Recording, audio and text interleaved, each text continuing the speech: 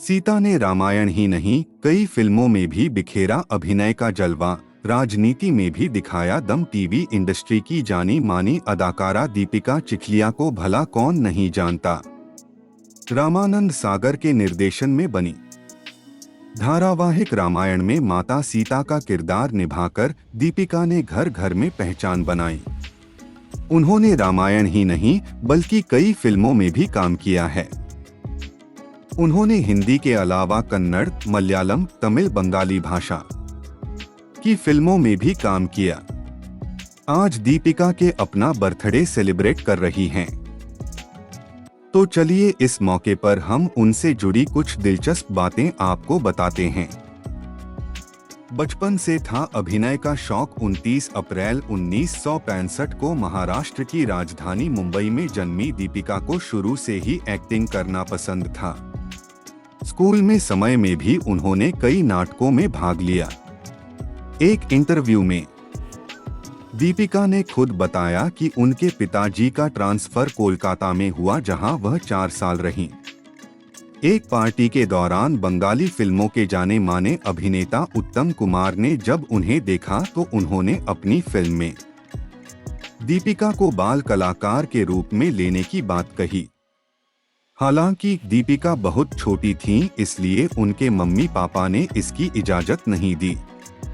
उनका मानना था कि इससे दीपिका की पढ़ाई लिखाई में बाधा आएगी। दीपिका ने अपने फिल्मी करियर की शुरुआत फिल्म सुन मेरी लैला से की थी। उनकी पहली ही फिल्म राजश्री प्रोडक्शन की थी। इस फिल्म में दीपिका मुख्य अभिनेत्री के रूप में नजर आई थीं। उसके बाद दीपिका का करियर बहुत अच्छा चल रहा था। जब राजश्री प्रोडक्शन ने दीपिका को अपने ही एक धारावाहिक पेइंग गेस्ट के एक एपिसोड में काम करने के लिए पूछा तो दीपिका ने हाँ कर दिया। राजश्री प्रोडक्शन के इस धारावाहिक के बाद दीपिका के पास दूसरे टीवी शोज की लाइन लग गई थी। उन्होंने रामानंद सागर के धारावाहिक विक्रम बेताल में शानदार काम किया। इस धारावाहिक की अलग अलग छोटी छोटी कहानियों में वह कई छोटे और बड़े किरदारों में नजर आईं।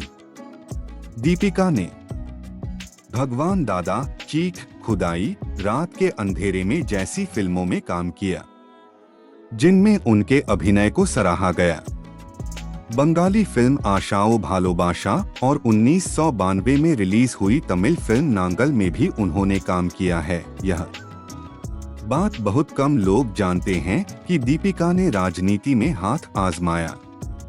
1991 में भारतीय जनता पार्टी की उम्मीदवार के रूप में गुजरात के वडोदरा सीट से लोकसभा का चुनाव लड़कर जीता। दीपिका ने राजा रणजीत सिंह गायकवाड़ को 50,000 से भी ज्यादा वोटों से हराया था। सीता ने रामायण ही नहीं कई फिल्मों में भी बिखेरा अभिनय का जलवा, राजनीति में भी दिखाया दम। टीवी इंडस्ट्री की जानी मानी अदाकारा दीपिका चिखलिया को भला कौन नहीं जानता।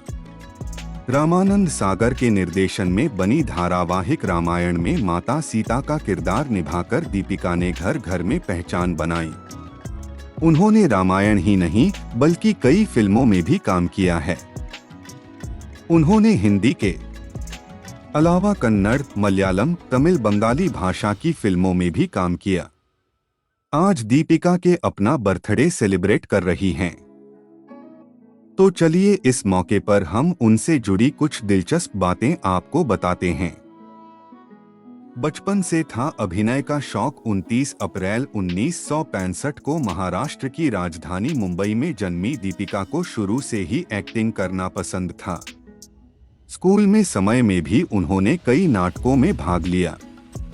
एक इंटरव्यू में दीपिका ने खुद बताया कि उनके पिताजी का ट्रांसफर कोलकाता में हुआ, जहां वह 4 साल रहीं। एक पार्टी के दौरान बंगाली फिल्मों के जाने माने अभिनेता उत्तम कुमार ने जब उन्हें देखा तो उन्होंने अपनी फिल्म में दीपिका को बाल कलाकार के रूप में लेने की बात कही। हालांकि दीपिका बहुत छोटी थीं, इसलिए उनके मम्मी पापा ने इसकी इजाजत नहीं दी।